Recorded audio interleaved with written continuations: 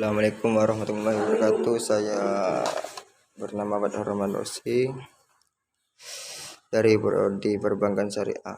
Langsung saja saya menjelaskan tentang apa itu ilmu ekonomi.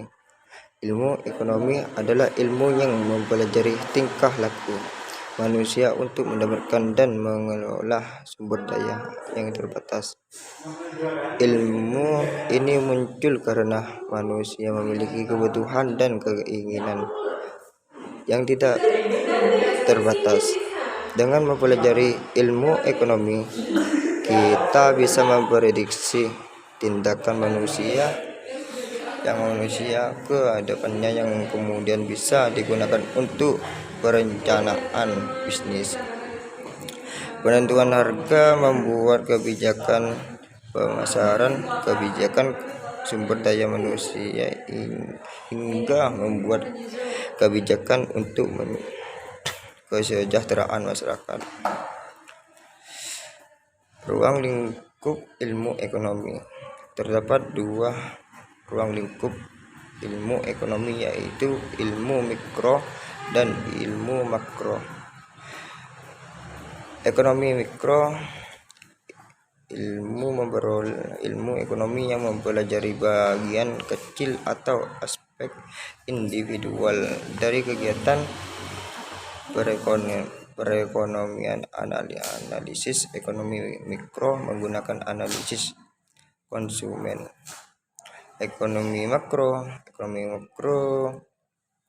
mempelajari keseluruhan perilaku ekonomi yang terkaitkan dengan menggunakan faktor produksi yang tersedia secara efisien demi mencapai kemakmuran masyarakat yang maksimal. Ekonomi makro dikenal juga sebagai teori pendapatan karena inti ekonomi makro adalah penentuan tingkat kegiatan ekonomi yang diukur dengan pendapatan.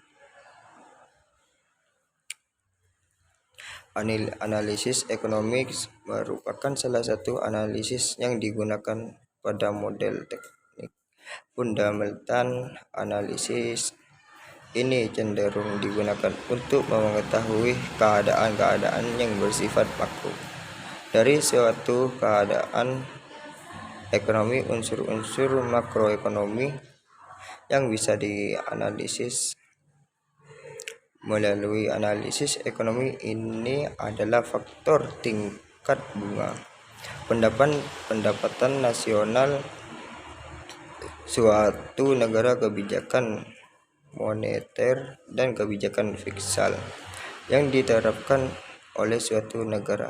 Analisis ini digunakan untuk mengetahui potensi dari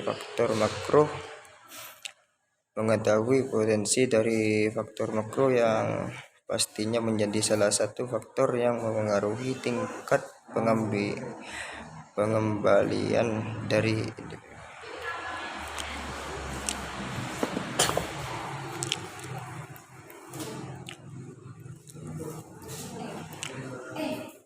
Tujuan analisis ekonomi untuk bisa menjadi seorang pembisnis yang andal. Syarat utamanya Anda harus bisa melakukan analisis pasar yang baik dan tepat.